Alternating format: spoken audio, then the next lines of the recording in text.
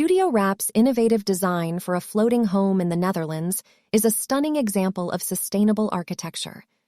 The float is a modular home made up of a series of atmospheres designed for different living functions. These atmospheres are joined together to create a singular appearance, with each module being rotated and extra panels placed in between, resulting in a unique folding design. The interior is filled with natural light, and the exposed timbers give the space a light and bright feel. The exterior is made with dark cork, a plant-based material that matches the existing historical atmosphere of the city. The cork insulation used in the design is low density, while high-density cork forms the outer layer.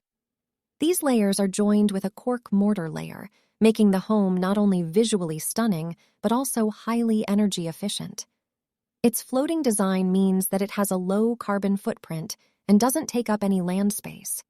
Inside and out, this home honors the natural world and demonstrates that sustainable living can be both beautiful and functional.